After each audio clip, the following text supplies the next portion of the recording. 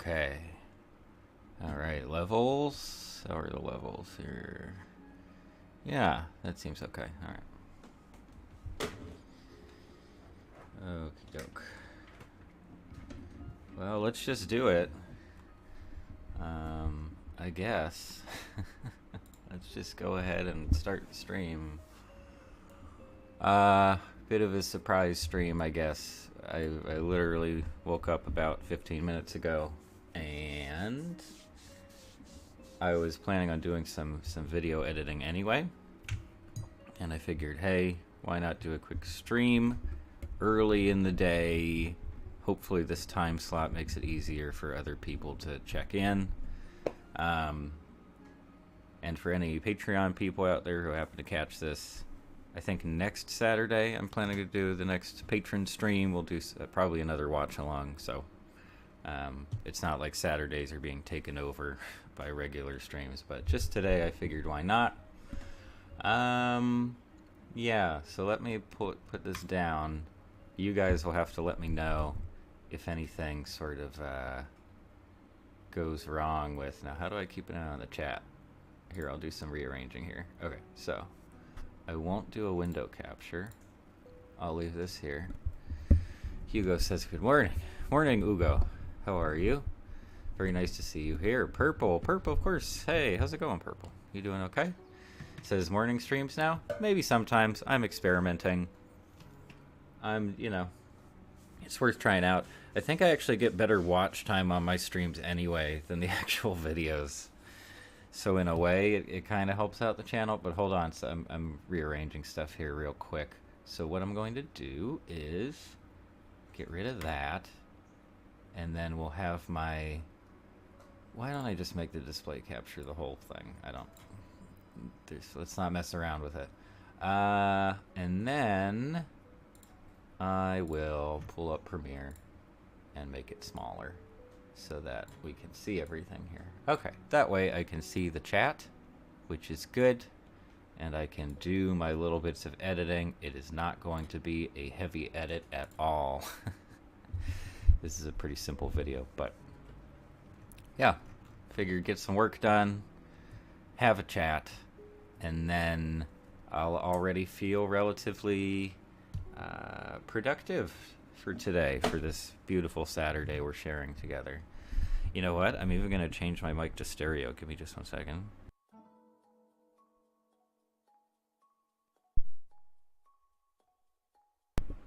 How's that?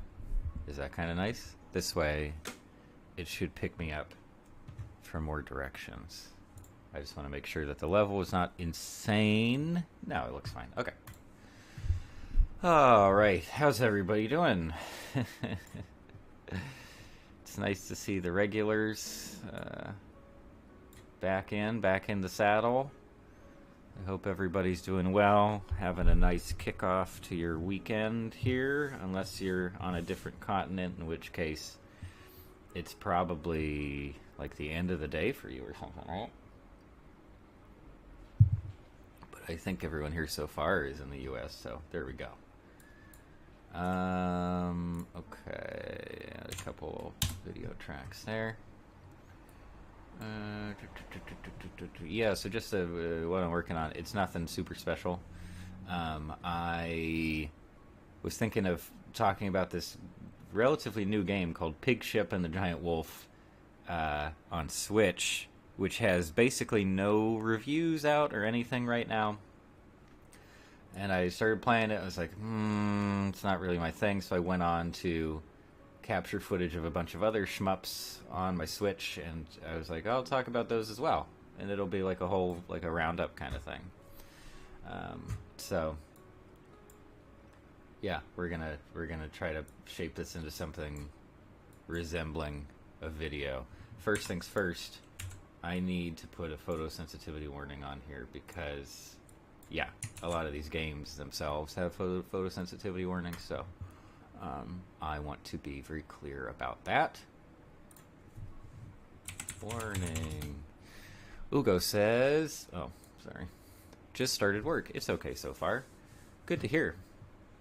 Yeah, you work a lot. I guess we've talked about that before, but As long as it's not crazy like every minute of the day. Those are the kinds of jobs where I just, like, they give me, you know, stress nightmares or something. Closer to orange. I like the off-whites, as you might have been able to tell.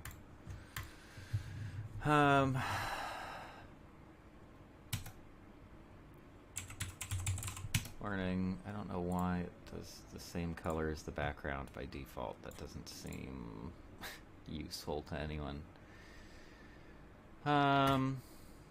Yeah, how's everybody doing? Is everyone okay? Is everyone surviving? I I had an interesting day yesterday. I need to bring the mic closer. There we go. Okay. And I'll have to go grab more coffee in like 2 seconds. But, yeah, interesting day yesterday.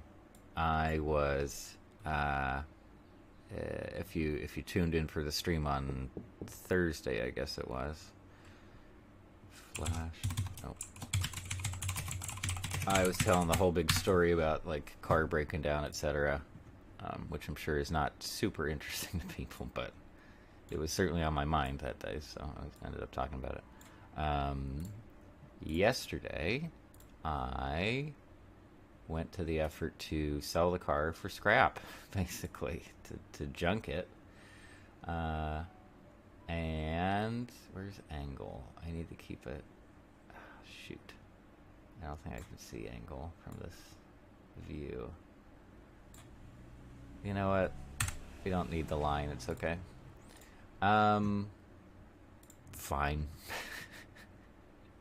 Fine. Should we do a little, like, drop shadow thing with each set of letters? So, like, this could be something bright and fun. Way too bright. Way too fun. How about something in, like, a burgundy?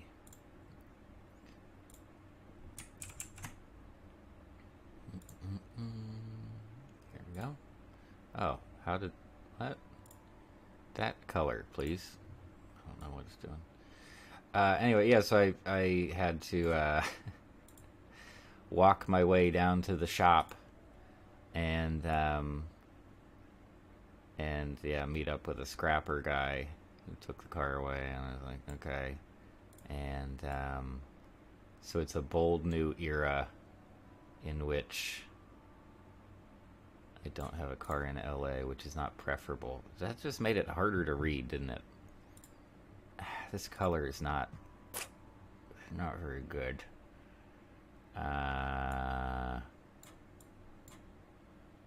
But that'll be too close to the background color, right? That's not terrible. Oh, that one. So that was my day yesterday. Pretty exciting. And then I was just kind of hanging out for a while, doing not so much. So I was just like, whatever. This is the rest of my day. And then I recorded some audio for this, got the idea for this video. So we're going to see how it goes. See if anybody cares about it. Okay. I'm going to have to pull double duty with the audio here too. Yep, okay. Talking about shmups in general. Okay. Yeah.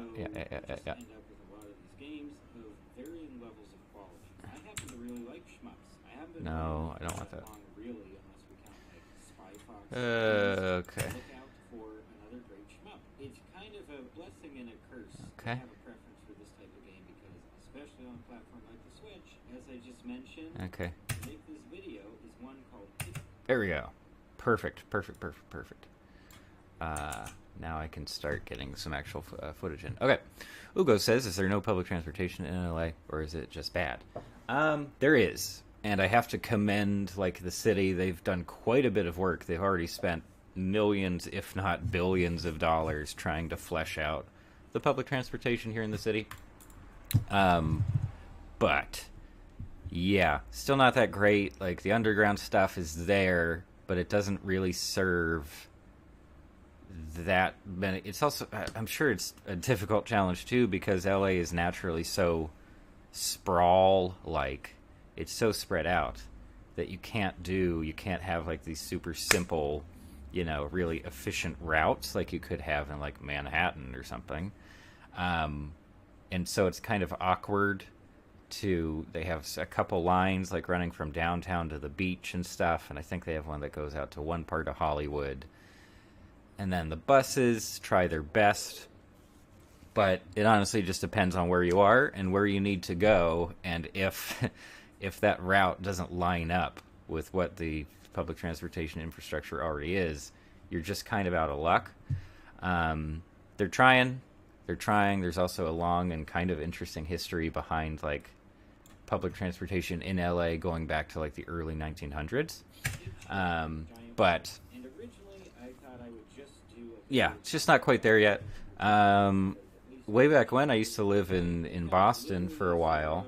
Uh, never had a never had a car in Boston or anything. I was going to school there. And it didn't matter. Like I could live, 20, 30 minutes away from the city itself or just in a weird part of the city, whatever.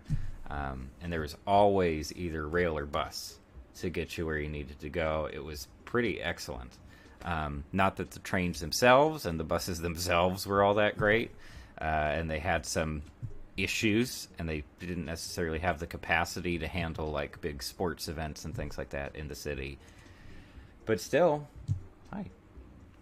Regardless, it was awesome, and I never even thought about having a car because it just wouldn't have been worth it at all. Getting to jobs, getting to school, it was a-okay. But yeah, out here it's just not that scenario. Um,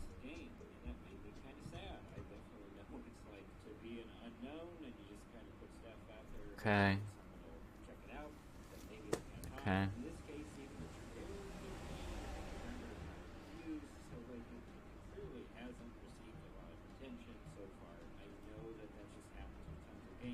All right.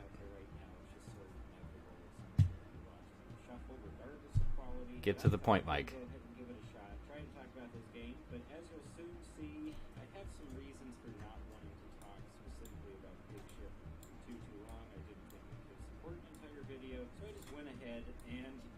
Okay.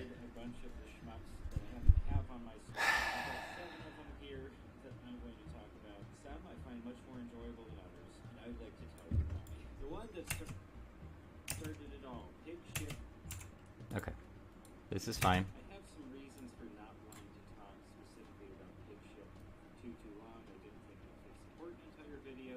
Okay. Cool. Pull this. And in this little section, we'll have some interesting editing, tiny little clips of some of the other games I'll be talking about in the video.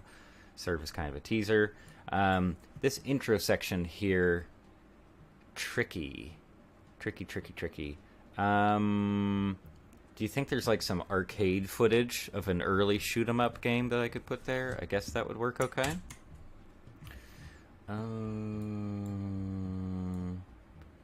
What else? This is where I'm actually talking about this game, so for now, let's leave that blank. Okay.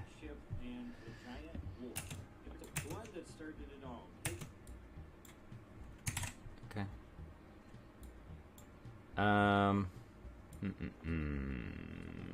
So that's all intro video. So I just need to grab some quick footage here to use in that spot.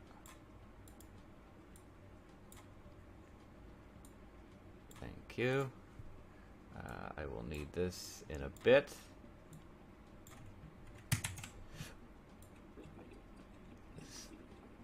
I don't want pause. I don't want pause footage. Okay.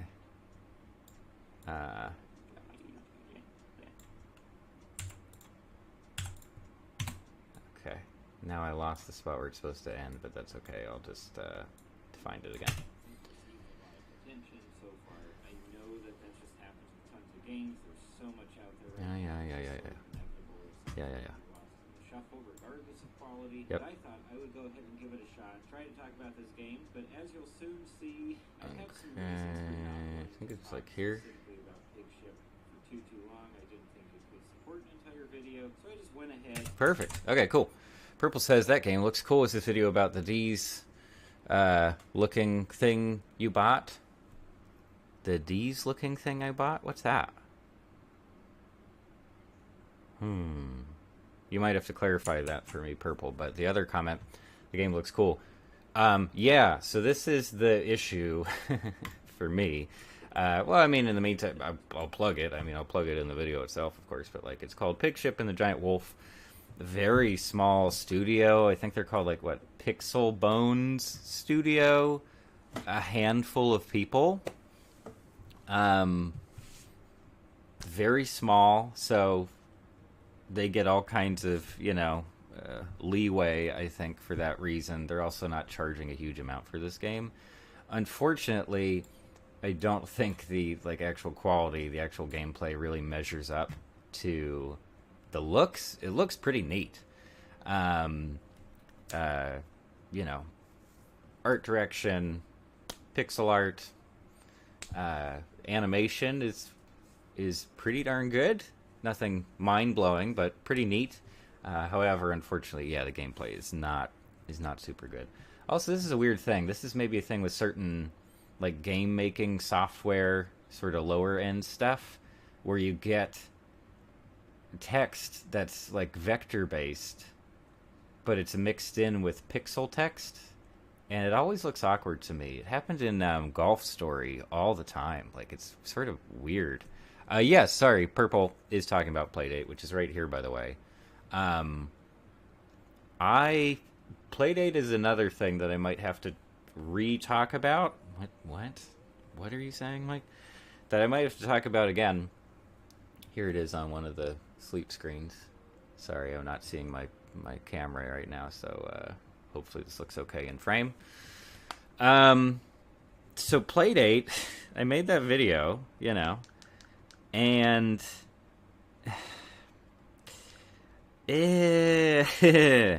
I'm having what I assume are some technical difficulties with the Playdate, because the whole idea, if you're not already familiar with it, is that I should check to see whether you guys can see this, but then it'll be mirrored, whatever. You'll get the idea. So they're supposed to release new games every week or two, I guess. I think they're releasing like 2 at a time. And honestly, I could check online. I have a feeling I've missed at least one update, like one new batch of games, if not more. And every time I try to tell the device, like, hey, can you look for more games now? Like, just manual refresh, right? See what's out there, check for a system update, etc. It says it's not connected to the internet. Even though when I take it to the internet settings, it says it's connected to the internet. And I plug in the password and it seems fine. But when I actually try to have it access the internet, it just says, no, sorry. So that's not great. I might have to talk to someone about that, because, like, another major downside, I guess, of the system is this delivery schedule of games. And if, for whatever reason, the Playdate can't access my internet connection when every other electronic device I have can do that without a problem, what? Why could it do it before? Why is it not doing it now? If it is connected and there are just no updates, why is it telling me that it can't connect to the internet? Like, something's wrong there, and I'm not super happy about it. So, like, my opinion of the Playdate and their whole, like, release schedule, scheme, etc. is just kind of tanking by the day. And I just see it sitting around, and I'm like, I wish there was like something I really want to play on here, because it's so neat looking. Anyway, Sorry, I should get back to this. Supposed to be a play on like Three Little Pigs and Big Bad Wolf. There's a fun, but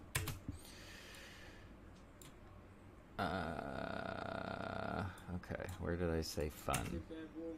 There's a fun tag. Here we go. Here we go. Okay. Animation. They have to beat the bad guy. Is all they really Oh my goodness. And then you have the game. Visuals are fine. But anyway, getting back to what you were asking about, Purple, whether or not this has anything to do with Playdate. It doesn't, actually. However, I do think a shmup would be great for the Playdate, like just in terms of its technical capabilities, and like, technical capabilities, the control or the inputs that we have on that device. I think it would make a lot of sense. And very good there. I'm gonna go with that. Okay. And yeah, they're also relatively easy to design, shmups, which, you know, you don't have to just take my word for it. But fact is, they're not that hard to program. In fact, they're one of the tutorials in that Nintendo, like, Game Maker Garage, Game Builder Garage, whatever it's called. That's one of the tutorials. It's just like, here's how you set up auto-scroll. Here's how you have an enemy, things to shoot in the way.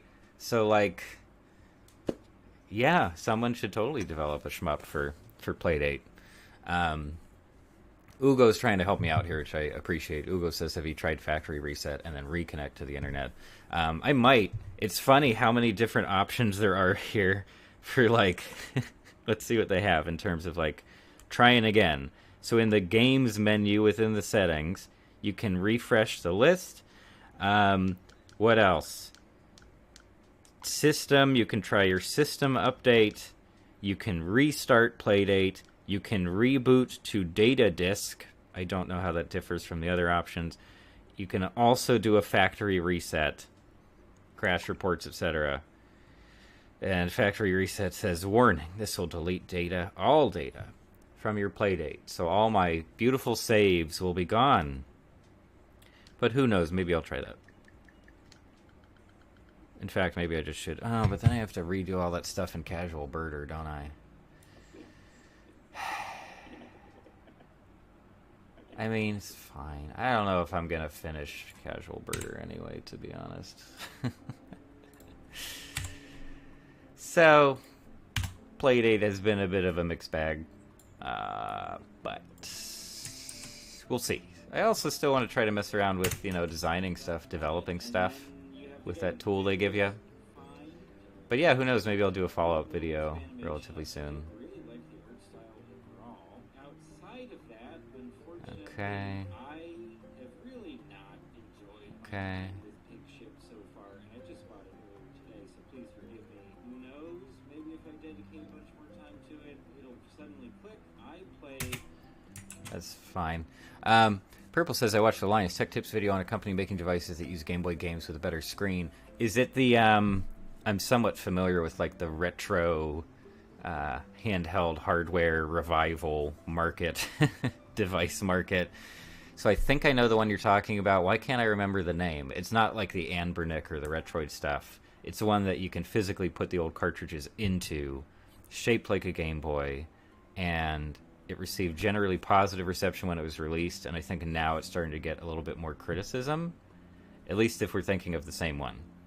But that does look neat, and like if you do specifically have a bunch of carts sitting around, wait, what?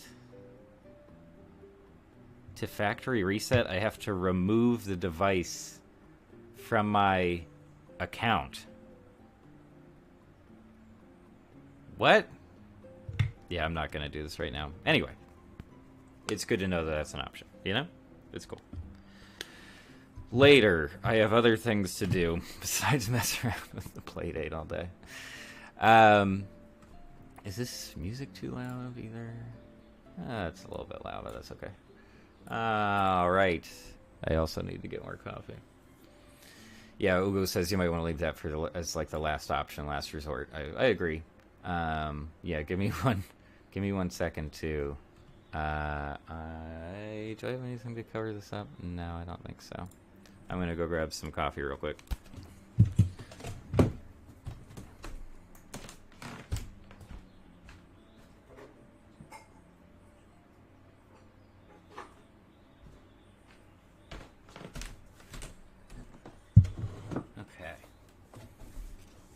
Okay. Alright. Face cam, okay. Cool. I never seem to get all that much done. All that much editing done during an editing stream, do I? I guess that makes sense. You have the game visuals, fine, okay. Neat Yep. little bits of animation. I do really like the art style overall. No, Outside of I that, agree. Unfortunately, I have really not enjoyed my time with PigShip so far, and I just bought it earlier today, so please forgive me. Who knows? Maybe if I dedicate a bunch more time to it, it'll suddenly click. I played literally 20 to 30 minutes, and there are times where I come up against a very challenging game, or even just specifically a very challenging shmup. It's kind of tricky because I'm thinking to myself, actually, yeah, I'll add another clip here. There are tons of other games on this list. Keep playing and try to beat it. Ordered a guitar yesterday. I don't buy. I don't think I've purchased a new guitar in years and years. But yesterday I was like, yeah, this is a cheapo guitar. People seem to like it. I'm gonna do that. That'll be exciting, even if I sell it off later. So hey, got a lot of packages showing up next week. I'll tell you that. You know what else I got? Ugo in particular, maybe you'll be interested in this. But I ordered a VR camera, basically, a 360 camera. It's one of the GoPros that does 360 video. It's slightly damaged even, I think. But I'm kind of, I don't know, I'm kind of intrigued by the idea of trying to do some 360 stuff. Not for this channel, but in general, I have some issues with the current crop of 360 content you can get through YouTube VR. It's kind of junk most of the time, or it doesn't give me the kinds of spaces and experiences that I want to see. So that's showing up next week too. It was a good month, so I bought a couple things. Everything else gets saved or whatever, but sort of exciting. I like having packages on the way. It's fun.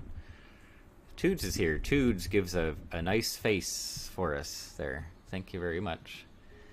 How you doing? Doing okay? It's the morning time. I'm sort of doing editing, although I'm learning that it's pretty darn difficult to do your editing while also talking to people and streaming and stuff. How long does this blank need to be here? There are tons of other games on this list. Category. There's fine. I'll just have a quick clip of Ikaruga here that I'll steal from the end of the video. Yeah, that's a fun clip. I should have gotten more footage of this game too. Copy, not cut. Paste it to layer 2.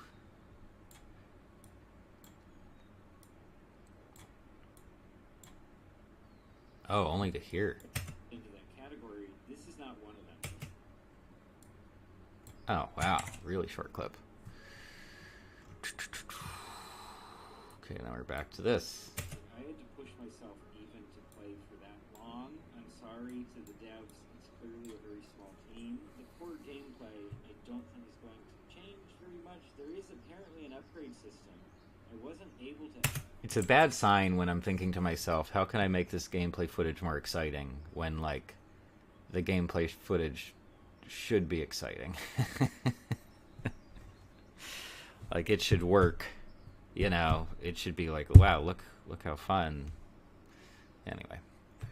Toot says, I'm pretty good. I finally got a PS5 after 6 weeks of trying. I feel like you've been trying way longer than that, but congratulations. That's awesome. what finally did it? What did you like have to stand outside a store or something, or I don't know, sell a kidney or something to get it, or how did it go down? I want to hear the like victory story. I don't know if Victory story? Is that a phrase? show up on the screen that are just like shields, bombs, etc. Maybe you can only access the upgrades in between levels. Why the pause footage, Mike? What? Why pause so much when you're capturing footage? Oh, the footage looks exactly the same. Who knows? Maybe some of the upgrades. Oh, it moves so slow too. That I have with how the game controls and plays, and if that's the case, then just disregard everything I'm saying. But just in my brief time with the game, I don't like the movement to begin with, which is pretty rough when you're talking about a shmup. Okay. You need to feel like you can trust the controls. You Okay. need to feel like it's going to be your fault when you collide with something or you get a projectile. Yeah. You need to be able to line up the shots very precisely. Yeah, so these like metal walls here, the barriers, are insta-kill. Any of them. Like even these little thin ones. You tap those, start the level over again. Like, Move more slowly when going backwards as compared to when you're moving forward. And I'm sure this is not the first game to do that, but here specifically, that doesn't feel good. Like, it feels jarring just about every time I need to scoot backwards for some reason. It's just like, oh my gosh, all of a sudden I can't get past that projectile. I think this is the only time I ever got to the boss. I don't, like, it's a little The spaceship. first Why- boss. why?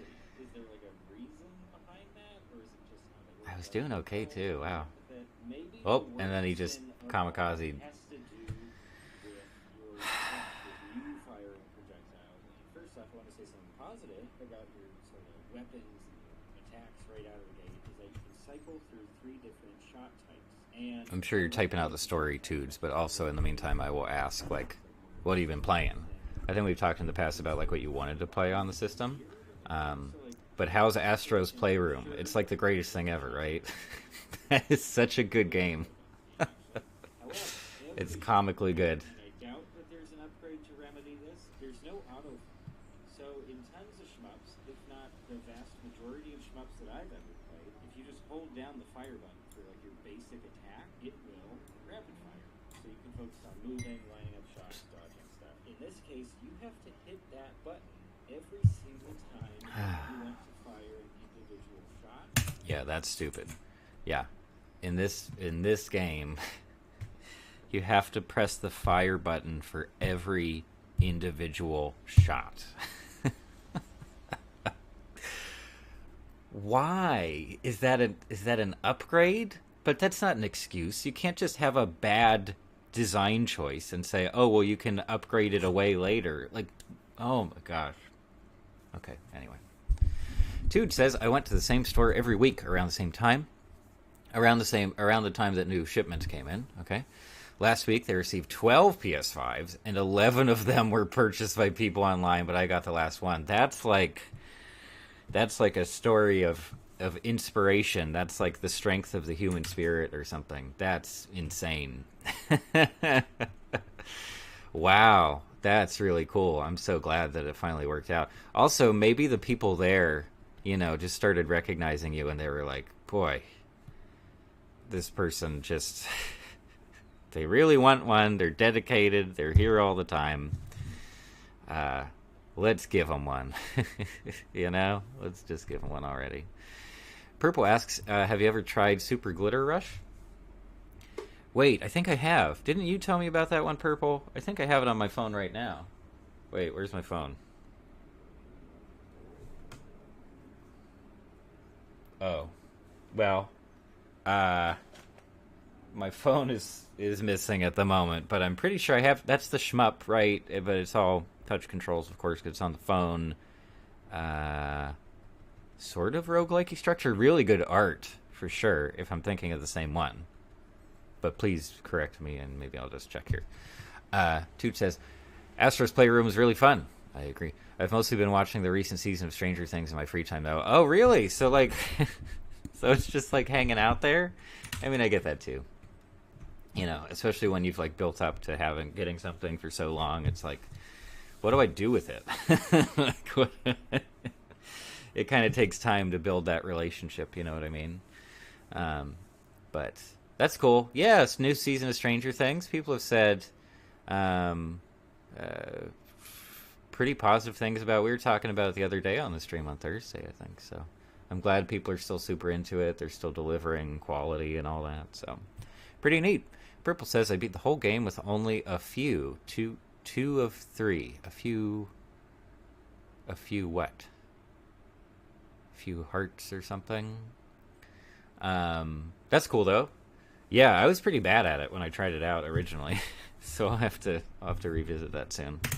What am I saying in this video? Even just for 20-30 minutes, didn't feel good. I do not imagine. It's fine. This footage. For a couple hours at a time, I don't think I would do it. Why?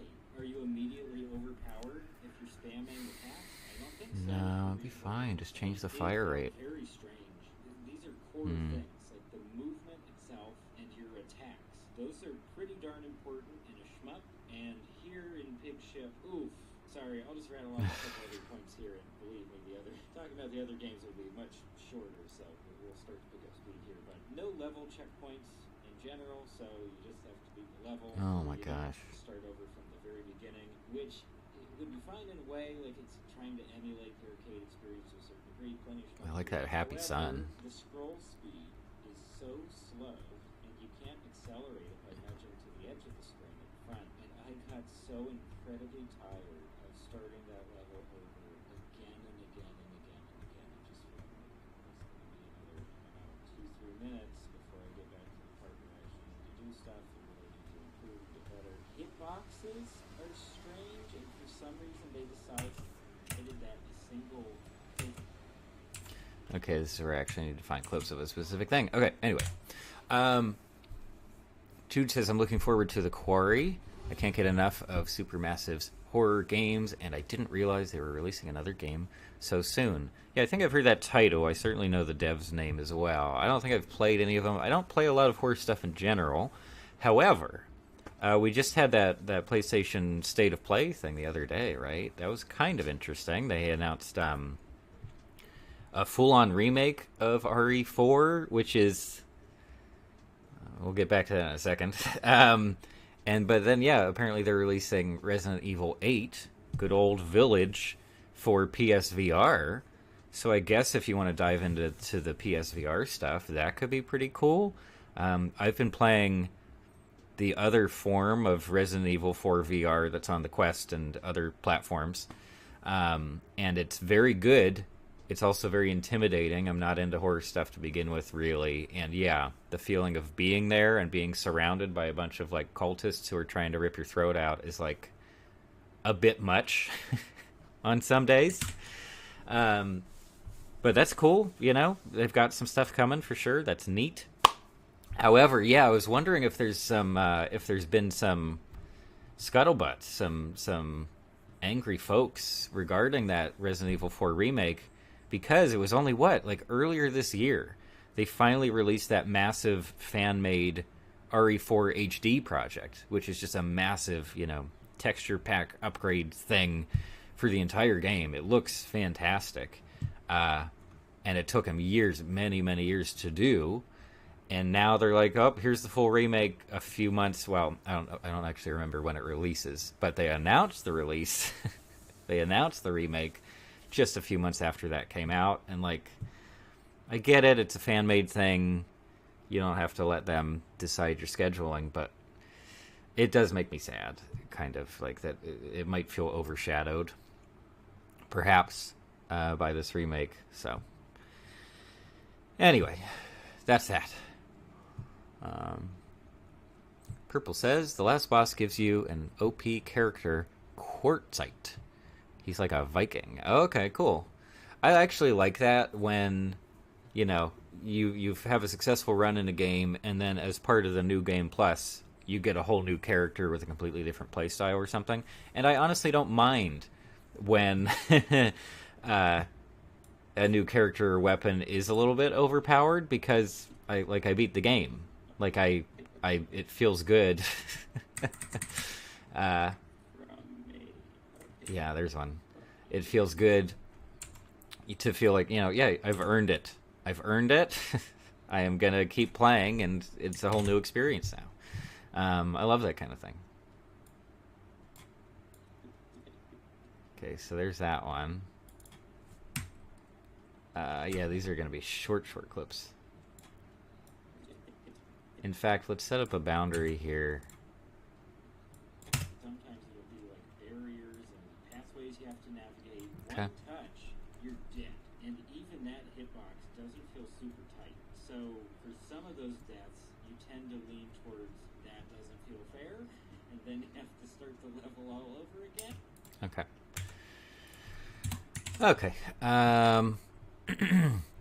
So I need to find more clips of me crashing into walls and dying specifically. I guess, yeah, I think specifically walls would be good to use here. Wow, imagine if the game played at this speed. That would be kind of neat, huh? This is just a projectile, right? Yeah, okay. So, that's whatever. That makes sense. Uh-oh. Preview. What? Okay, what was it that time they killed me? Oh, yeah. Mm-hmm. Very cool. Oh my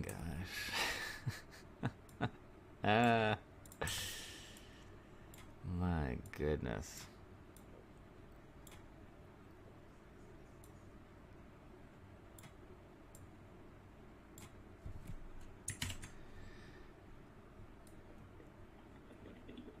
Okay, sorry. Comment here too says, I like survival horror games in small doses only. Supermassive horror games scratch the same itch as old adventure games and cheesy horror movies. Oh, okay.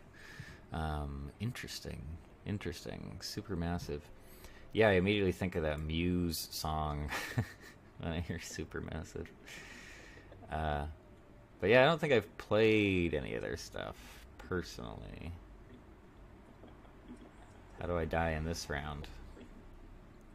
What was... Oh, it's one of those wolf guys.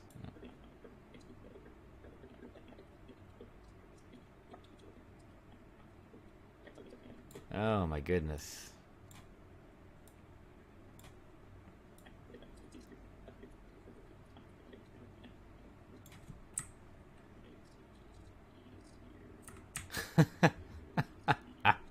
Ah.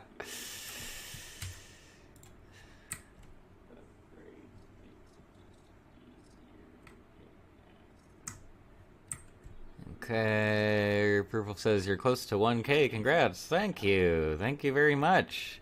We are getting close.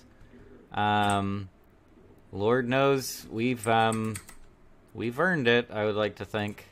It's been a long time. Still not at 1K. But hey, I am excited at the idea. It'd be nice to have like a final push, like, yeah, let's really get some more people in the mix here. Let's really get things going and try to hit that number quick. But whatever. Whatever. If people want to,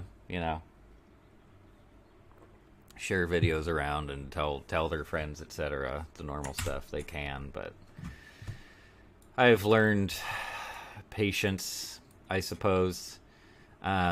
But yeah, whether or not I'll end up even getting eligibility for monetization at 1K is another question, because that's just one of the factors, is like 1,000 subscribers. It's also watch time. I have no idea what my watch time numbers are at right now. So it might not change much at all. Also, even if I was monetized, I probably wouldn't do a bunch of ads at all. I've talked about that in my Patreon video. Yeah, so we'll see. But hey, who knows? Maybe if I do get the monetization stuff, I can at least do like fun monetization stuff on the streams too. Like, do I unlock that tier? Is that how it works? Where people can do like, well, there's no point in doing like a super chat on here, is there? I get to talk to everybody. Everybody can have their say on these streams. Anyway, but it'll be interesting. We'll see if anything changes. we'll see if I know certainly with monetization, YouTube starts to actually promote your work, because if you hear like big professional YouTubers talking about getting demonetized, that is a big deal. Like that is a major issue, because if you look at the stats, sometimes people even share this info of like, here's how the video was doing, here's the amount of views, acceleration of views it was getting when it was still monetized. Then we hit demonetization, all of a sudden it drops to basically zero. Like YouTube just doesn't even want to show people your stuff because there's no incentive for YouTube as a platform to promote your stuff, because they're not benefiting financially from your work. So that is one of the reasons why stuff here on the channel gets buried immediately, is because like YouTube's why do they care? They're not making any money from my videos. They're not selling ad time on my videos.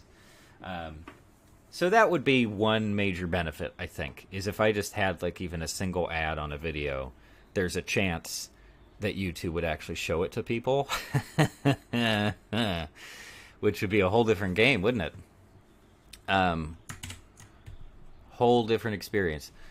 Tude says Supermassive made Until Dawn. And the Dark Pictures games.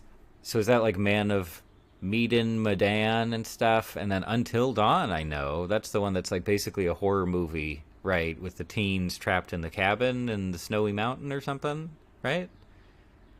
I think so. I'm surprised that they remain profitable given the genre of games they make, but I'm not complaining. Yeah, and like, I mean, they're good-looking games. I have seen, you know, footage of those two, or a couple of those games in particular. But at the same time, I don't get the sense that they're the most expensive things in the world to produce. I could be wrong. So hopefully they're getting their money back after a relatively small number of sales. I don't think they do a bunch of like crazy, you know, DLC and microtransaction stuff that wouldn't make a ton of sense for a survival horror game to begin with. So yeah, if that's their shtick, that's what they like to do. That's cool, story-driven stuff. I don't know. Yeah, those games are kind of neat. Haven't played them, but could be cool. Jude says Spider-Man 2 and Dad of Boy 2 are the PS5 games I'm most excited for. Yeah, for sure. And they're also doing that Spider-Man remaster, I think, right? That was another thing in the state of play, I guess. Or whatever that presentation's called. So that's cool. Never got into the Spider-Man games either. I guess they have been Sony for quite a while, as far as I know. But yeah, the God of War stuff. Yeah, Ragnarok, I guess they're still saying it's supposed to be released late this year, though a lot of industry people seem to be very skeptical about that. They seem to think that it will inevitably be delayed, especially since so many other big tentpole games, including platform exclusives, have been delayed into next year. Your Zelda is gone. Whatever big Xbox game they had for the holiday got delayed. What was that? How did I forget already? So yeah, there's scuttlebutt that God of War 2, the Ragnarok, whatever, will be delayed. If it doesn't, it'll basically dominate the holiday market, right? Like everybody wants to play that game. Even like kids can play that stuff with it. It's like, it's violent. It's not that violent. It's kind of fantasy violence. I actually got the PC version of the previous God of War game. It's great. I had played it on a friend's PS5 actually at some point, just for like a couple hours. Had a great time. It's just kind of a simple, hack and slash, almost a beat 'em up in certain ways. When Kratos pulls out the fists. Fun game, very pretty. It runs decently on my PC, which is kind of impressive because I do not have a very good build. The music sounds a lot louder now. How loud is it? It's not that loud. It's just loud on my headphones. But yeah, very cool. I'm sure those games will look excellent on the PS5. So, pretty cool. Pretty cool stuff. Okay, what am I doing here? Can I be done talking about this game now? Wow. The 8-minute mark, and I'm still talking about Pig Ship.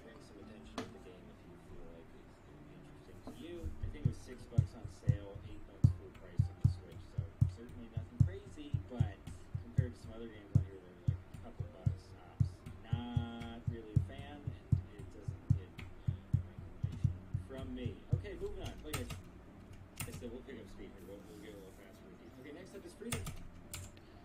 Okay, my goodness. Wow. That was a lot of talking about the one game. Okay. Not that. Not that. What else we got here? What is this? Basically nothing. Okay. No, no, not what I wanted. Ha! Okay. From me. Okay, moving on. Like I said, we'll pick up speaker. We'll get a little faster. Okay, next up is Freedom Finger. Freedom Finger you might have heard of. I think it showed up in like a Okay. indie direct years and years Okay. back. Pretty basic shmup, really, in terms of gameplay. They do have a couple of some mechanics. Man. Like a hand. Sometimes the hand will do it. Not Wow, I'm getting hungry already. I just woke up. That's not good. Kill certain enemies. You can send other enemies towards other enemies. They go and hit buttons and switches.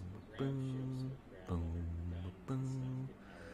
Neat. Drawn art. I'm sure there's one dude behind this art. Some vision. Very cartoony, fun, rude, sort of an adult animation sort of way. Star-studded cast for some reason.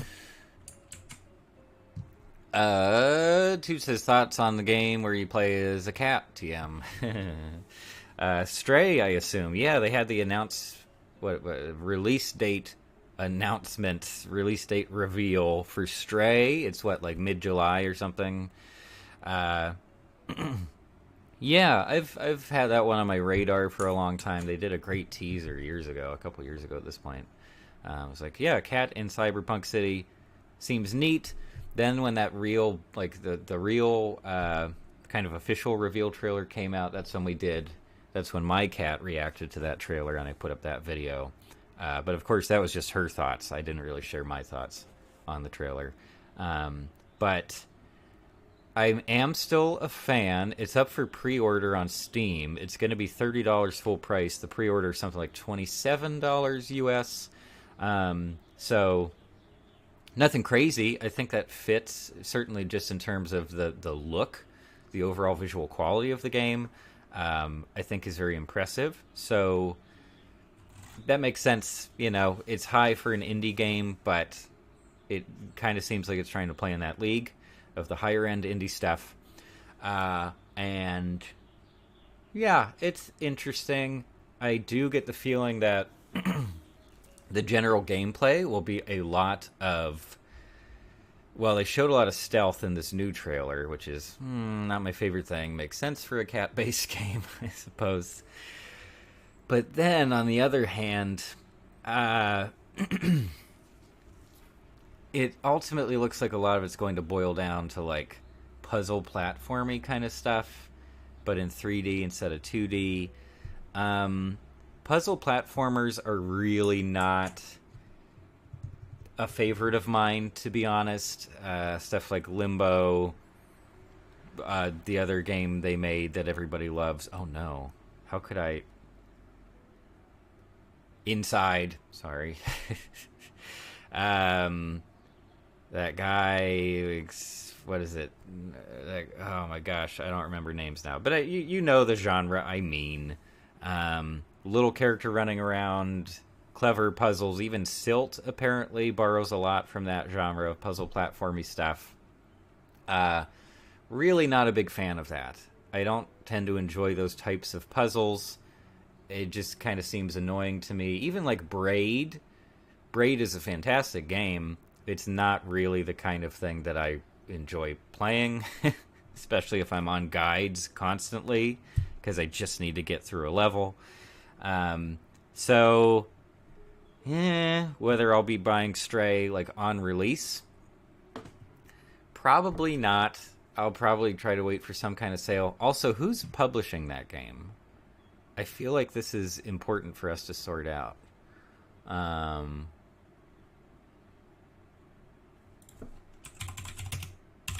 Stray game.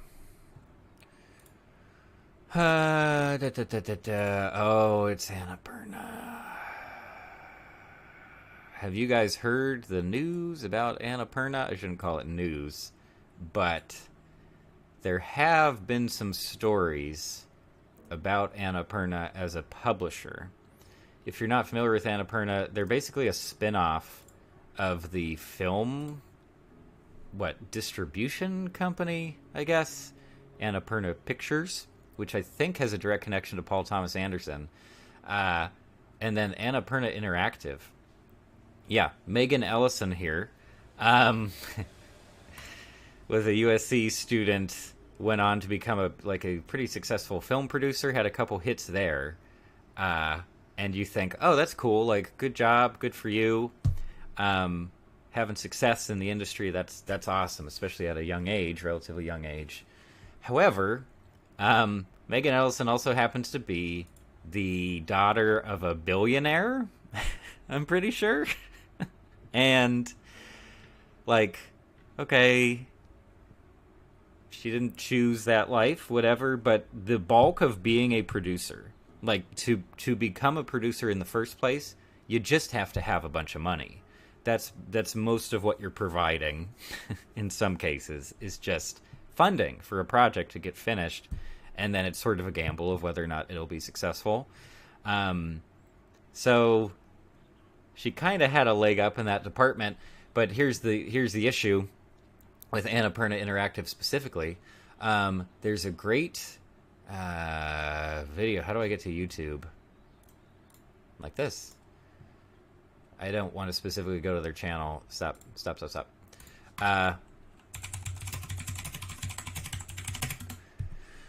So, if you're not familiar with People Make Games, they are a great, like, game journalism channel, and I really do mean journalism in the traditional sense. Like, they do investigations of stuff, they interview people, they talk, they dig down into specific topics and everything. Very cool. Generally, very high-quality reporting.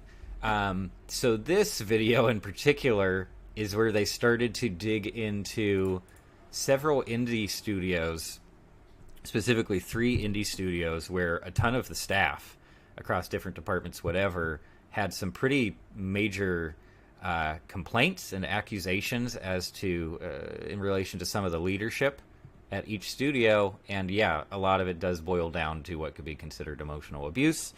So you talk about 3 studios. 2, if not all 3 of those studios, have a publisher relationship through Annapurna. And Annapurna has this, particular image in terms of their marketing and brand identity that's, like, very indie and sweet. They're trying to be like what Focus Features used to be, or like what A24 is now to the indie film market in the US. And trying to be so wholesome and like we're fostering creativity and all these different diverse voices and everything. And like, hey, on the surface level, they are doing that to a certain extent. Unfortunately, it seems like on the publisher side, when they get complaints, like major complaints and issues about like work environments, Annapurna representatives have apparently, I'm just reiterating what's here in the video, I'm not making these allegations. Representatives from the publisher have apparently been extremely dismissive and extremely unhelpful, which is just not okay.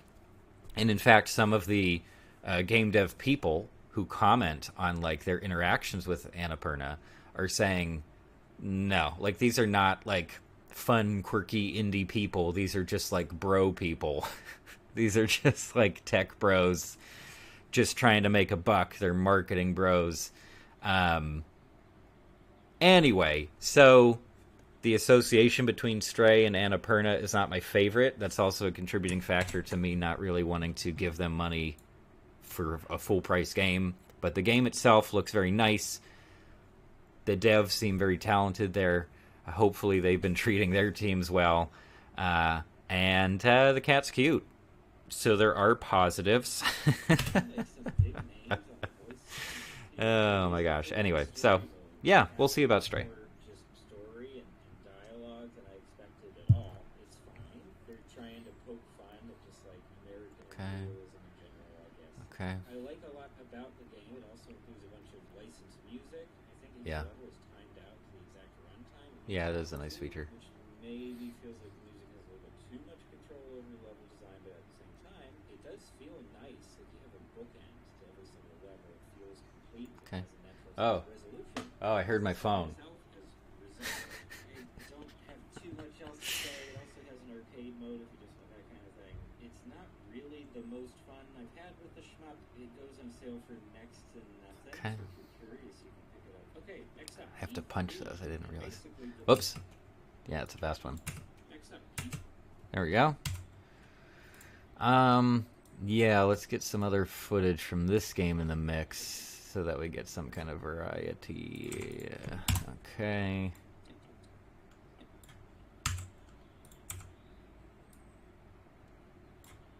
What else?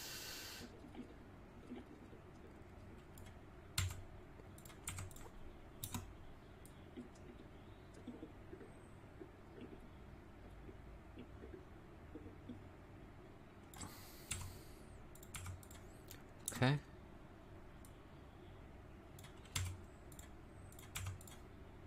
Okay, get that there. I'll put this down here. Okay, now I need my footage of P3. Okay. I think we're in the right spot there. Things, so if you're curious, you can pick it up. Okay, next up, P3. And basically, the whole gimmick here is that you just need to focus on Yeah, just start from there. Okay. moving your ship. You move left and right, I think, with the shoulder buttons or the triggers. And your ship only shoots when you're moving in a direction, like when you hit a button for movement specifically. It automatically Oh no, coffee's messing up my throat. approach. Not very professional of me. It gets you thinking differently about how to defeat enemies. Anyway, Tudes, what are your thoughts on the new Stranger Things then? I mean, no spoilers, I guess, in case anybody else, is worried about that. But feel free to share some thoughts on that. Nostalgic CRT monitor kind of look. One of the best things. This is fine. Tude says thoughts on Murray Rothbard's idea of a free baby market. I'm not familiar, so I might just do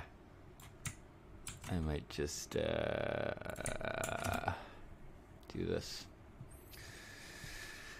Parents should have the legal right to let any infant die by starvation and should be free to engage in other forms of child neglect. However, according to Rothbard, the purely free society will have a flourishing free market in children. Well,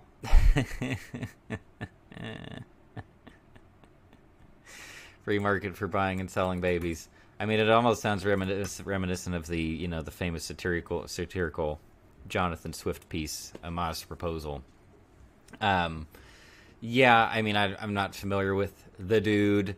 It almost sounds like just an experiment in, like, ethical debate, I suppose. Yeah, but no, I kind of just sounds like a troll.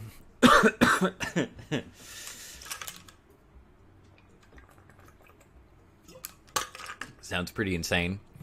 But yeah, even just the idea of, like, current conceptions of at what age is a child/person autonomous, or should they be legally distinct from their parents and all that kind of stuff, and where do custodial rights drop off naturally, all that kind of thing. But I have a lot of there's so much to say there, and, like, I know a little bit too much about, like, CYS stuff, and trying to place foster kids and things like that, and it's already a giant mess. And yes, from a certain perspective, it could actually be positive to not just assume that every parent has, unflappable custodial rights of their child. Like, some people, at least at certain given, at least at certain moments in time, are not fit to care for children. Just having a child outright does not automatically make you, like, a good parent or anything like that. But yeah, I don't really want to delve into, like, abuse and stuff on the morning stream. But thanks for letting me know about that stuff. This particular fella, I might take a look later on today. In the meantime, I need to drink way more water. Leadline, welcome back. Welcome back to the stream. Thank you so much for joining us. Leadline says, I wish the episodes were released weekly for Stranger Things. So do they just do the binge thing of like it's all here at once? I think they do, right?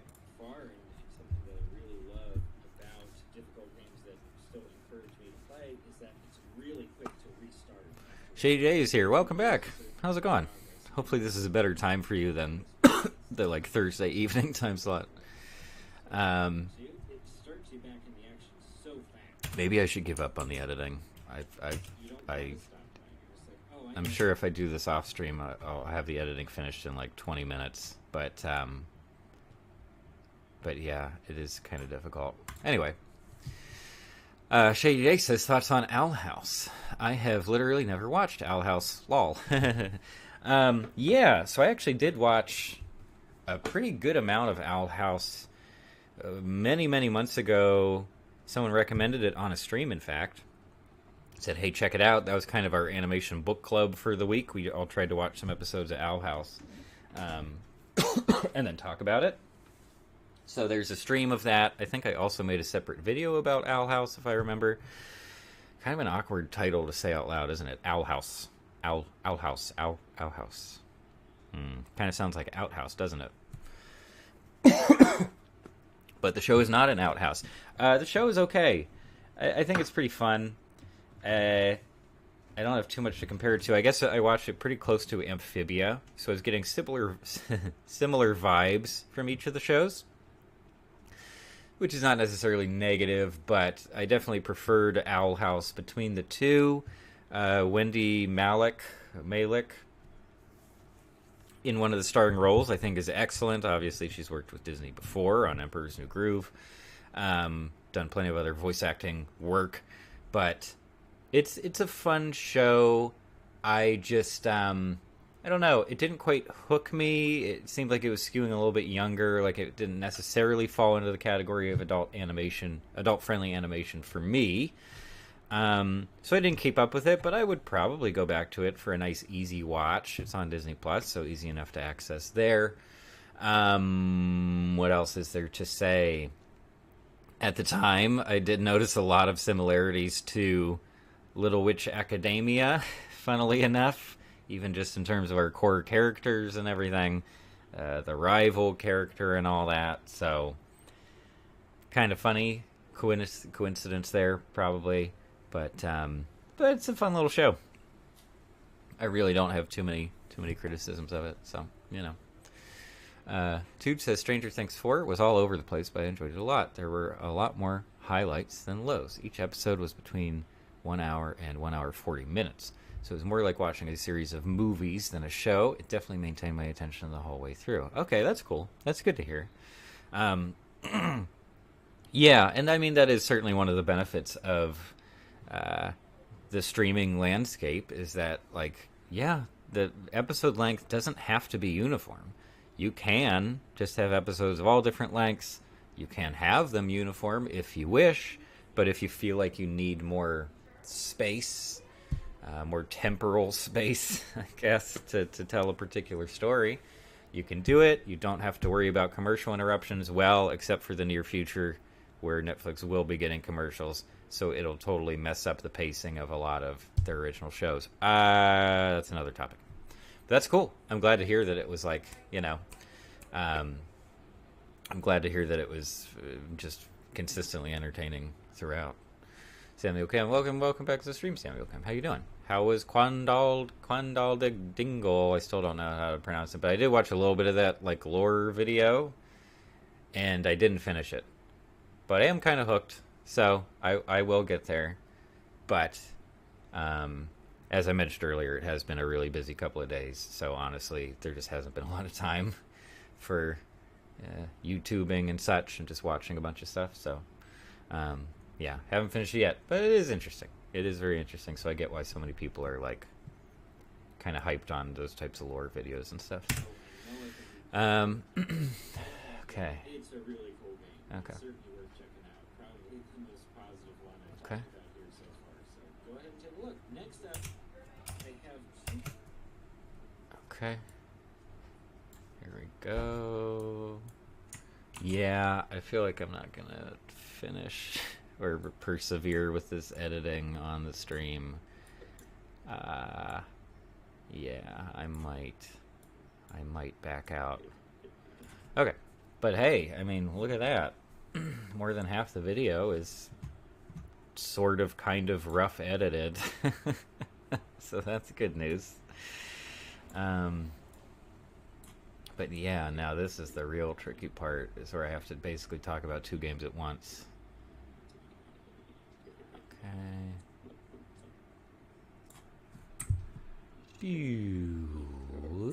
It's a nice transition.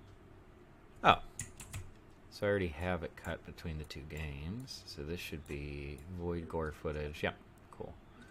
They even made the play area smaller between the 2. Look at that. Like, what? Like, why? Why? Look.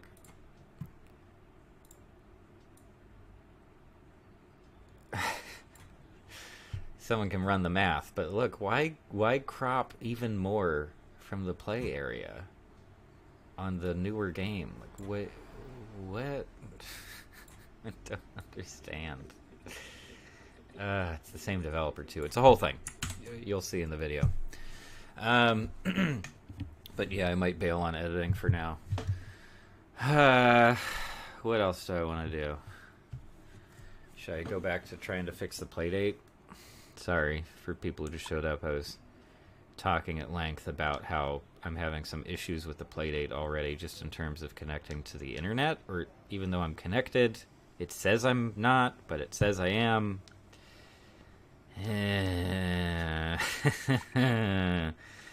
Well, hang on. I think I got a text. So I do need to check my phone. I mean, I'll be right back, obviously. Give me a second. Close off the face cam for the moment.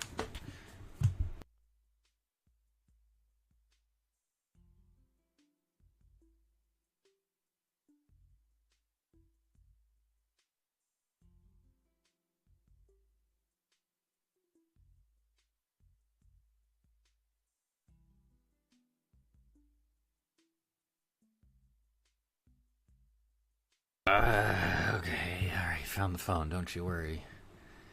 We are a normal adult with a phone. Where's my face cam? Here it is. Okay. Oh my goodness. My schedule. Whoops. Did autocorrect get worse at some point? Pretty loose. But I also don't have a car anymore. Yeah, I don't have a car anymore, so that makes it difficult. Sure. I guess maybe I could walk to, like, Los Feliz or something. How's everybody doing? What else have people been watching and playing and stuff? Do I have any, like, fellow Game Pass people out there who are just trying whatever pops up on Game Pass and seeing if they like it? I've definitely been doing that for a while. I think Loot River was Game Pass. There's something called like Floppy Fighters that is basically a tactical turn-based game mixed with like a deck building game. Yeah. That was okay. It seems like it's taking a little bit too much from Dicey Dungeons, which is, I think it's a Terry Kavanagh game. But Dicey Dungeons is fantastic. And this game is like, oh, we're just kind of going to take that art style and a lot of elements of gameplay. And I was like, it's also kind of hard to learn. Like, the tutorials are way too much. Hooray. Shady Day says, Oh, the people outside are moving some furniture. I shouldn't. I shouldn't stare. Shady Day asks, "Did you ever play Flash games back in the day? For some reason, I'm back on Newgrounds, finding all the old ones." Yeah, no, I played tons of Flash games. Addicting Games, Miniclip, Newgrounds, Nitrome had some excellent stuff. But here's the issue, of course. We know that Flash got killed off, right? By the major browsers and things. So I guess plugins now, you have to use plugins to play that kind of stuff. I have not been very successful with that so far. So Shady Day, if you have like advice or a particular extension or something that helps you continue to play those games, or maybe certain sites have found ways to support the games in the browser natively without extensions.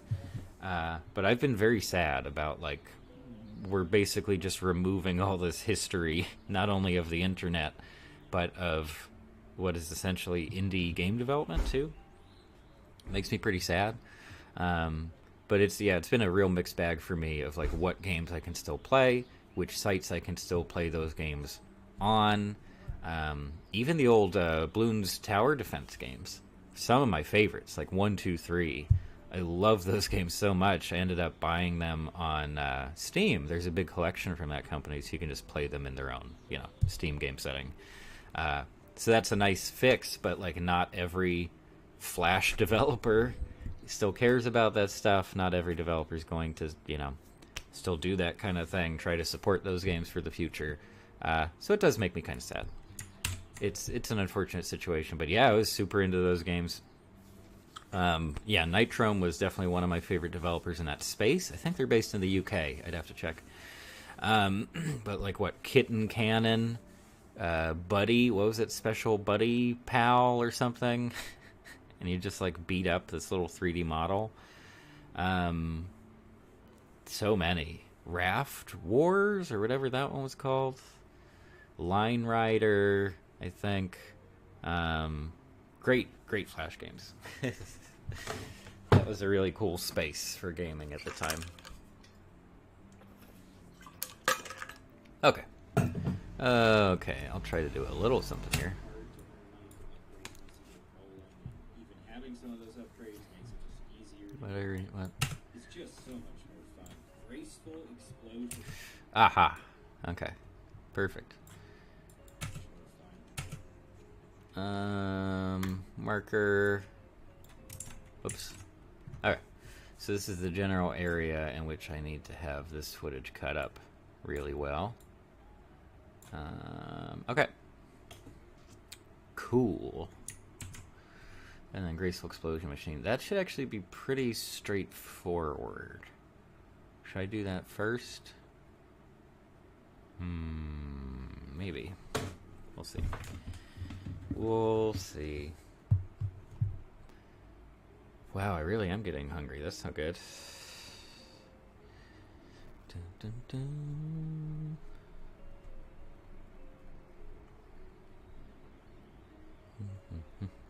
Just texting on stream, don't worry about it.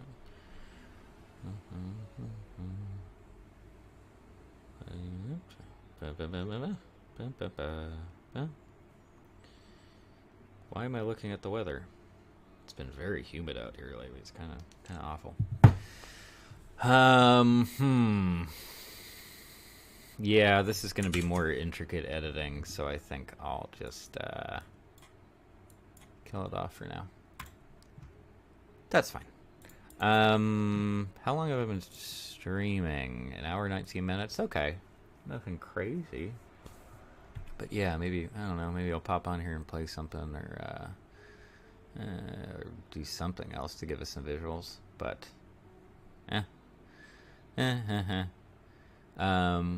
also this little, my little wallpaper here. I think the guy's name is Jason Finesilver.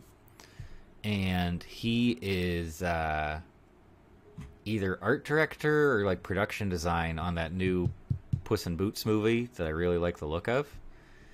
And yeah, this is just from his like ArtStation page. Maybe I can pull that up actually. I'll drop the display capture for a second here. Sorry, that covers up the chat for some reason. Where is chat? Oh,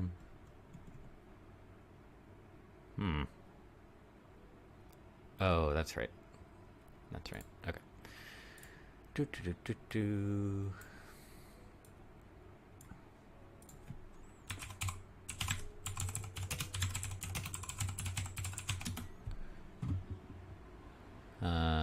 No, that's not the guy's name. Wow, now I have to look up this guy's name here.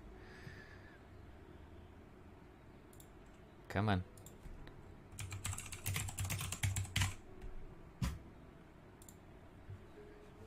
Wow, I wish I could just remember what the dude's name was. Where's cast and crew? Here it is.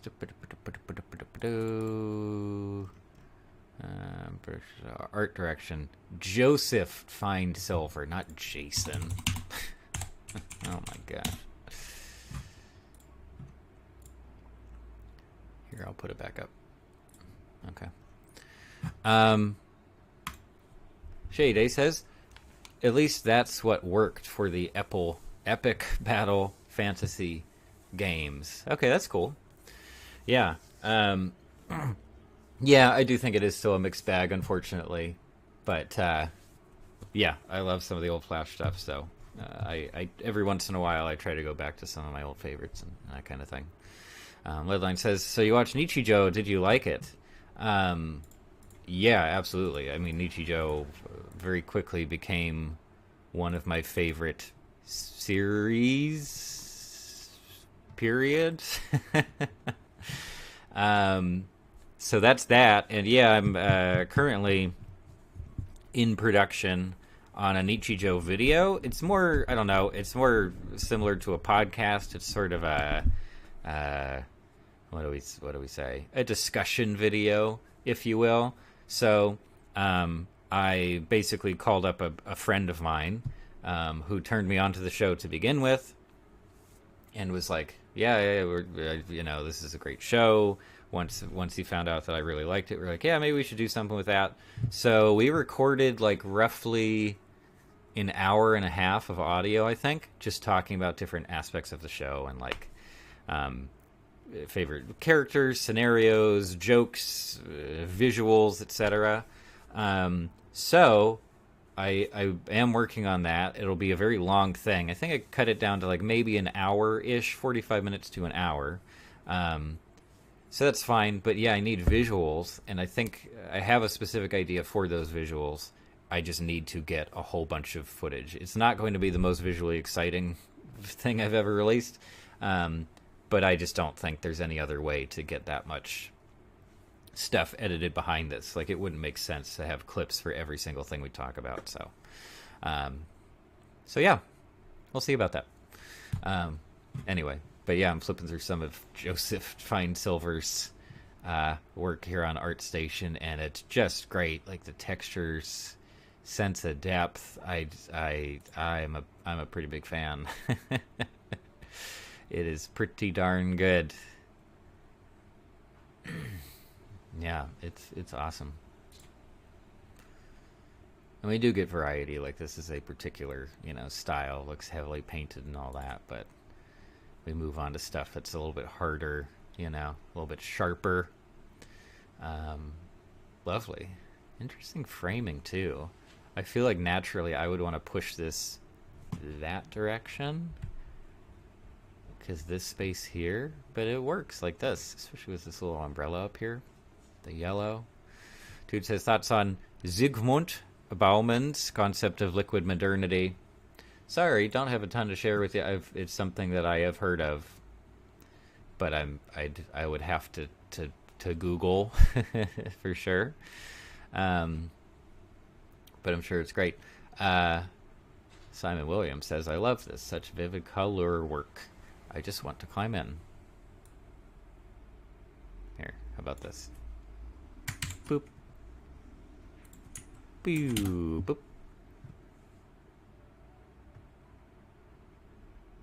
Metaphor to describe a condition of constant mobility and change he sees in relationships, identities, global economics within contemporary society. Explains how we have moved away from a heavy and solid hardware-focused modernity to a light and liquid software-based modernity. This passage, he argues, has brought profound change to all aspects of the human condition. Okay, 1999. Okay.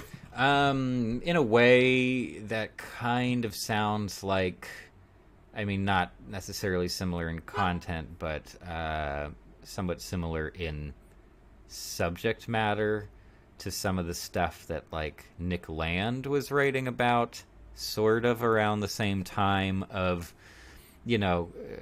ideas surrounding, what do we even call it? Just interrelationship between technology and humanity, or just using technology as a potential metaphorical basis for human experience, aspects of human experience, continuing evolution of the human race, and all that kind of stuff.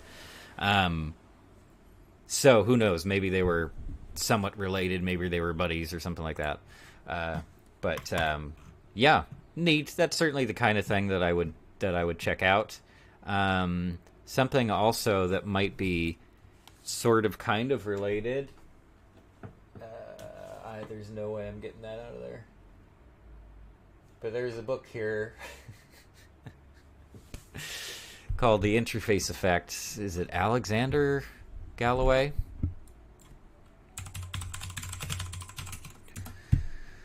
Yes, Alexander Galloway. Highly recommend this one. A friend of mine recommended this a long while back, and it is very good. And yeah, extremely heavily related to modern conceptions of interfacing with technology and relating that to broader discussions about data, information consumption. It's pretty complicated. It's pretty dense, but it's very good. Certainly worth a read. How much is that first edition going for? I don't know. I'll have to take a look. Anyway, what was I doing? Oh yeah, I was looking at some art. That's nice. I mean, just the color. Wow. Like, if we zoom out, can we zoom out on this, like, forever? Even at this size. Almost thumbnail size. Like, oof. Yeah, it works. It really works. I like that a lot. Pew. What else we got here?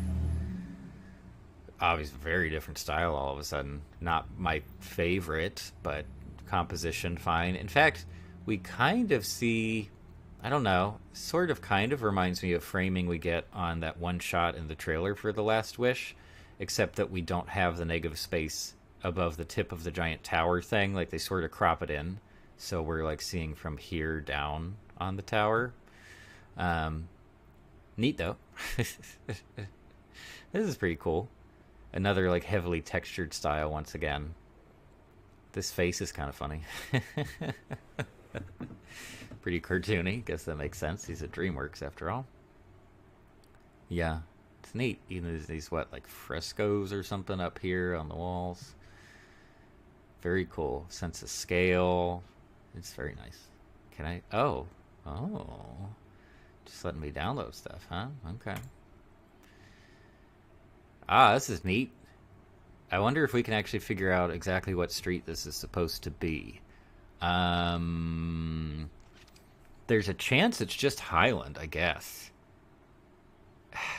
But then it's really lined up with the Hollywood sign. So probably not. Probably further east. I don't know what this is. That's not... Maybe this is like alternate cyberpunk LA or something. But this is... That doesn't exist. I don't know what that is supposed to be. So yeah, it could be like a fictional version or something. Love how the trees are handled at distance too, even with just like a single color. That's pretty cool.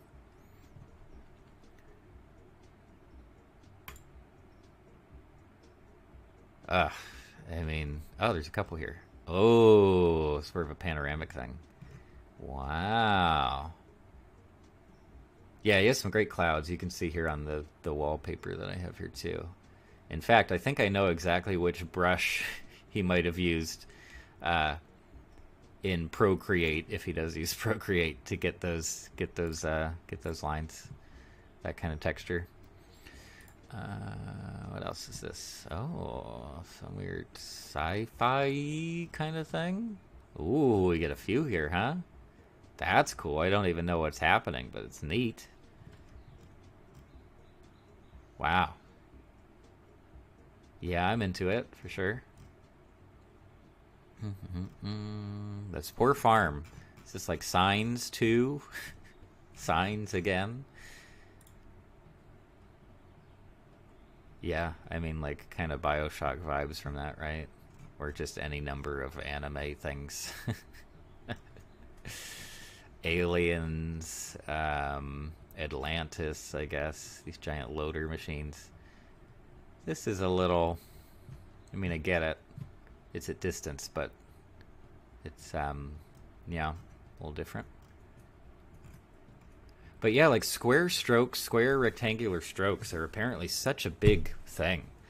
In like contemporary illustration stuff, especially like digital art, you'll see that's just like the hip thing. As square as possible, you know, sharp angles, all that kind of stuff. Even just within coloring. Yeah, it's not something that I can do, but kind of neat. And then this sort of weird pixel texture, that's odd. I guess it's supposed to give us like a depth of field thing where this is like the blur and he's blurring via pixels, but then all of this is in focus, including these background elements. I mean, I'm not a visual arts guy, so I'm just talking out the back of my mouth, but oh, it's very nice. Very cool. Leadline says, I started watching Love, Death, and Robots, and I am loving the visuals. Yeah, how is that show? I've been aware of it for a long time. I've never actually taken the dive. I'm just like, it doesn't necessarily seem like my thing, but I could be completely wrong on that. Oh, yeah. Leave it up for a while. But yeah, lots of variety. I like that they're handing stuff off to different artists, apparently. That's pretty cool. It's a great way to showcase different people's stuff, different art styles, and all that. That's awesome. Some cool 3D art in that show too, as far as I've seen. Dude says I don't have anything intelligent to say about these artworks, but they're pretty neat. I mean, I don't have anything intelligent to say about them either, really. But I really do like this guy's work, and I am still genuinely very excited about that Puss in Boots movie. I still haven't seen. It's just called The Bad Guys, right? What is it? Is it? Yeah, the Sam Rockwell DreamWorks animated movie with all the heavy line art and stuff. I think it's just called The Bad Guys. Anyway, I really want to see it. I just haven't yet. I haven't been super enthusiastic about the idea of going to a physical theater, so I haven't gotten there. But Puss in Boots, I might have to go out of my way to see that in the theater because I love how that trailer looks so much. I'm a big fan. This kind of looks like this guy almost reminds me of like an Atlantis movie creature. But then what? These giant, like, is that like a weird Cerberus thing but made of fish? Like, what is going on? I love it. Haha, look at that Prussian whale with quite a guilty look on her face. XD. Really getting into the lore. More Western stuff. Yeah, I guess he does quite a bit of stuff that's like American West or American South, farms and such. Spaghetti Western vibes, pretty neat. I'm not huge into this one. Colors, yes, but beyond that, I'm just like, okay. A-okay. Whoa. Whoa. Chinese-inspired Lego place, floating lanterns. I don't know. I have no idea what's going on there. This one just kind of makes me want to play Katamari. I love the Katamari games, and I just bought Beautiful Katamari on my Xbox. I've never played that one, so this is just making me think like, oh, I could roll that up, you know. Oh, I don't want to highlight everything. Cool. Just the different ways that people can handle clouds. These almost remind me of like the Toy Story clouds, you know, that you see in like the very start of the first movie. Pretty cool. Like you don't even really, your eye isn't necessarily drawn to the town much at all. Foregrounded, dark. I guess you mostly just end up out here. But you also don't feel pushed out of the frame. You're encouraged to stay here. Sorry, I hope I don't sound like I'm trying to, you know, actually analyze this stuff. Totally personal impressions based on the very small amount of knowledge I have of visual arts and trying to draw and paint stuff. Yeah. Kind of just looks like a really nice 3D render, but with these neat textures. Whether it is 3D, I don't know. It could just be flat, but it's just shaded so well. It's kind of pretty. Yeah. Yeah. Okay. More Atlantis vibes for sure, huh? Oh, that's neat. Elven Sky Castle. Oh, yes. Indeed. Mm-mm.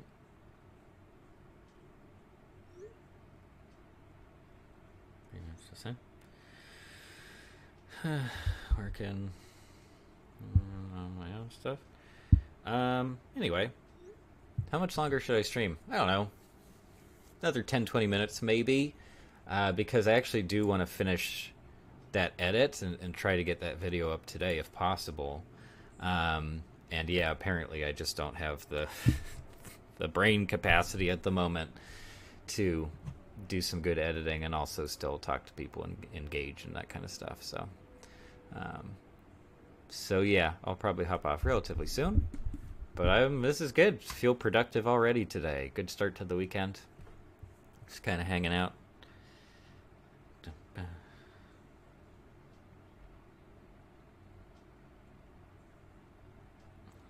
But no. Cool. Tudes asks, did you watch the most recent Batman movie? Yes, I did. The production set design was excellent. It took some of the stylized elements of the Tim Burton's Batman, but wasn't as cartoonish. Well, I mean, I definitely agree that it wasn't nearly as cartoonish as the Tim Burton stuff. Like, not even close. Yeah, apparently a lot of people have been connecting with that movie, The Batman, even though that title is comical, comically cliche. But yeah, and I think especially younger people, younger than me anyway, have been like really latching onto that one. Like maybe this is their Batman movie where they really discover the value of that like character and potential of the franchise and stuff, which is awesome. I'm like really glad about that. Robert Pattinson is something slightly different for the character, especially in the modern era of Batman movies. So like that's neat. I don't think he was especially good. In fact, I don't think any of the performers were especially good in the movie. It felt very standard. The writing also felt incredibly standard. Paul Dano's Riddler is trash, cliche, nonsense. I hate it. Not great. Sorry. But this is actually one of the reasons why I haven't wanted to talk about the movie in any big capacity on the channel or anything. Is like I was pretty unimpressed, like very underwhelmed by the whole thing. It did not earn its runtime by any stretch. But I don't want to ruin the fun. It's getting great critic reviews. The audience loves it. That's really cool. I really saw very little just special qualities in it, I guess. Sorry, that was a terrible sentence, but not a huge fan. It maybe requires a rewatch, I guess. Maybe I need a different perspective going into it or something. But on that first watch, I was just like, I don't know why. Like, I don't know why I should care or why this is substantially different from the Nolan movies. So that was that. But yeah, like in terms of vibe and tone, the idea of moving backwards to like a heavily 90s grunge aesthetic. I mean, obviously we have the Nirvana song that they use twice, which is kind of neat. The idea of like repeatedly using a piece of licensed music, that's a pretty strong choice. I don't know whether that's the music supervisor's choice or the director's choice or whatever. Cool. It gives you a bookend. It naturally makes you feel like the story is really wrapped up. The song feels different because of the immediate context in which it's placed. That's really cool. But yeah, I mean, and the grunge thing extends to some of the visuals. Robert Pattinson's comical, like, sooty-faced orphan makeup is funny, but, like, it makes sense that, like, yeah, he's kind of low-rent Batman in a way in this movie. So, like, very neat things about it, especially production design for sure. but as a whole, I wasn't crazy about it. Shady Day says I follow too many people on ArtStation. It's almost more demotivating since so many great artists are putting out work. You feel a little unnecessary. I mean, yeah, I don't necessarily disagree, and not specifically with ArtStation because I'm not a visual artist, so I'm not constantly being demotivated by great, really highly skilled professionals. But I do feel that all the time from every other art form, it's music or writing or animation, TV shows, anything. Like, it's always a constant reminder of like, oh yeah, people are doing some incredible work, and you're not, at least not at the moment. So that can be kind of, it can be tough, but you work through it. Especially if you end up being a creative professional, like you learn how to move past that kind of stuff, and just like I'm just gonna keep doing my thing. I can have these external influences, but I have my thing. I have my ideas, my vision. I need to keep working on that stuff. And I think, at least for me, that's been very helpful in the past. Just like, yeah, I need to have some amount of confidence in my own work, or else I'm just not going to do it. And that's nothing. Then I'm making no progress. I'm not developing. So, kind of necessary, But I totally understand where you're coming from there, and I do feel it personally quite a bit. Toot says, you've got to admit that the thumb drive joke was great. The story plot was whatever, but I love the aesthetic. Yeah, and what else? Spider-Verse also made the thumb drive joke, didn't they? Whenever that was released, 2018, 2019. But, yeah, it's funny. They did have some light little moments of Marvel-esque humor in there, for better or worse. Toot says, what's Spy Fox in cheese? Spy Fox Cheese Chase. I also mentioned it in the video that I was editing. Where is it on the screen? I'm sure I can just show you. Can we boot it up? So if you're not familiar with the Spy Fox franchise, it's a game. It was one of the game series from Humongous Entertainment. Humongous Entertainment, neat history to that company too, but mostly in the 90s, early 2000s. One of the dudes who used to work for LucasArts? I think it's LucasArts, when they did, like, the Monkey Island games and stuff with Tim Schafer, Ron Gilbert. One of those dudes, I forget which one, maybe it was Ron Gilbert, founded Humongous Entertainment, which, they went on to basically make those point-and-click adventure games, but mostly aimed at kids. And sometimes they would do spin-offs of those that were more arcadey, and Spy Fox in Cheese Chase is one of those. And it almost qualifies as a shmup, actually. But it's delightful. It's just, in fact, it has a level editor. But yeah, Spy Fox, the character is a spoof of, James Bond and other spy characters, obviously, just in like a very kid-friendly way.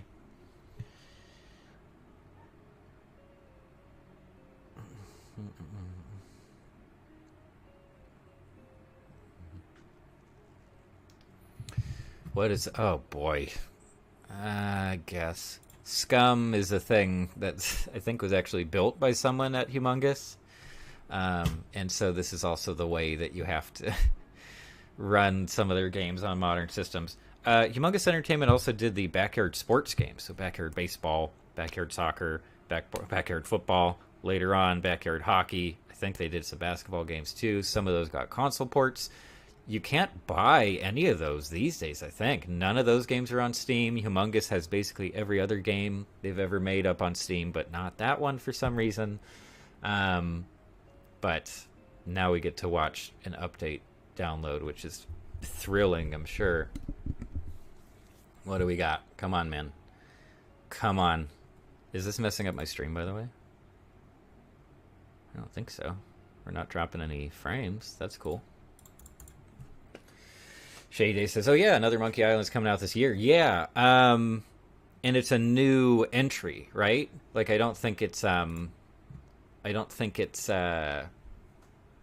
remake, right? I think it's supposed to be a full new game. Probably in the style of the remake remaster thing they did a while back. I guess whatever, man.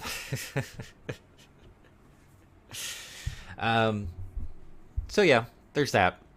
But I'm vaguely interested. I've never actually played the. I don't need that. I've never actually played the old Monkey Island games. I know they're like legendary and all that, and very interesting from the perspective of like game history. I just haven't gotten to them yet. But yeah, my gosh, the jokes, the little Easter eggs and fun things you can find in those games. Like, oh my, I guess, what a great, oh, uh-oh. Hold on. Our levels are insane. I'm sorry, everybody, if that blew out your ears. I apologize. Where is it? Here it is. Yeah, let's watch this intro cutscene together. Is that still too loud for you guys? No, it should be okay.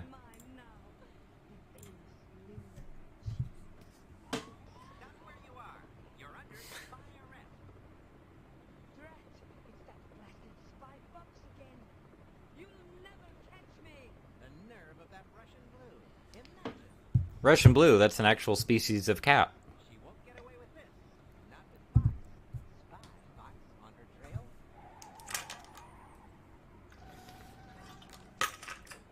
It appears that she's getting away with this. Is that Dr. Quack? I forget his name. Professor Quack?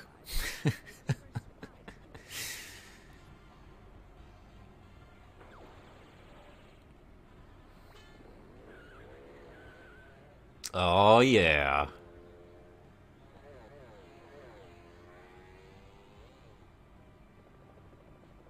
Can I play this windowed? Look out, Spy Fox. Russian Blue's thugs are on your tail. Because this is not ideal. I can't see the chat or anything. Any options here? No. Oh, there's my name. Yeah, if I can't play this windowed, what is the point? To splort. Oh yeah. Oh, the sound effects are so good. How about this? Sorry, I'll be away from the chat for a second. I'll just play like a level to give you a sense. To restart at level 1. Oh no. No. Streams. Bing. Yeah, great animation in these games. Always fun little things to play around with. This is definitely not one of their educational games. This is just for kicks. Yeah, you get like projectiles later on, different upgrades and stuff. It's actually pretty darn good, and you can buy it for a song on Steam if you feel so inclined. I wonder if there's a pretty significant like level editing community out there for this game. That would be pretty cool. And you have to keep getting gas or you'll run out of gas and die. And of course we need to collect as much cheese as possible. Except for the stinky cheese. And it gets surprisingly difficult as you progress. Tons of levels.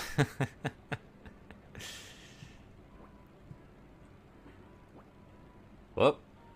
That fountain is a one-hit kill. You will be dead.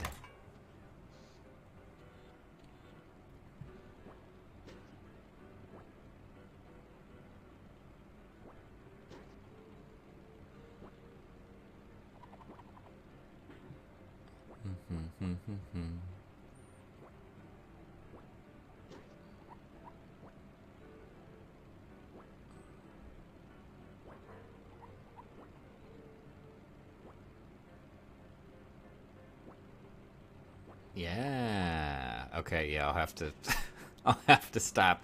We haven't even gotten any enemies yet. It's a slow start, isn't it? Yeah, in fact, I'll just show you my other save real quick. Continue old game. Thank you. This one, thank you. Level 58 is where I was, apparently. This is an airplane level. Oh, boat level. Whoa. Controls feel a little wonky. Yeah, so now you have plunger shots. Get out.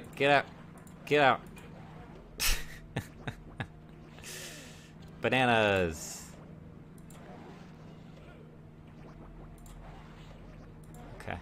Okay. Oh, piranhas will murder you, yeah. Ugh. Oh! See, it gets pretty tricky. Anyway, that's Spy Fox in Cheese Chase. Thank you. Okay. Why did it move the chat over here? What's that about?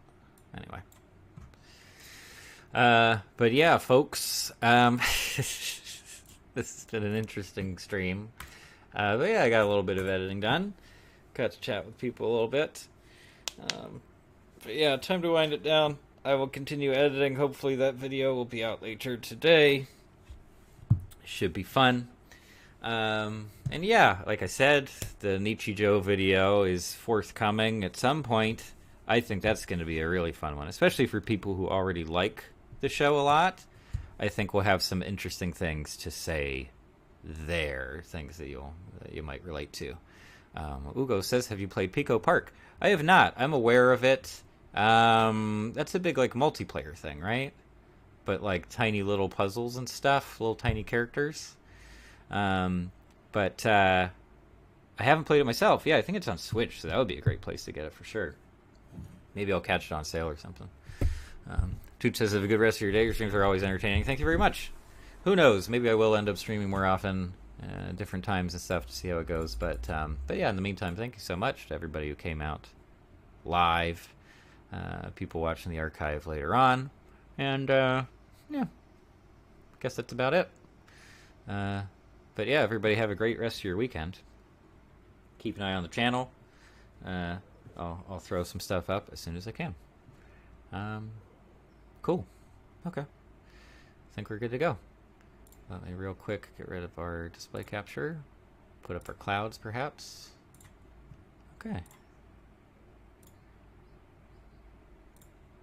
All right. Goodbye, folks. Thanks for coming by.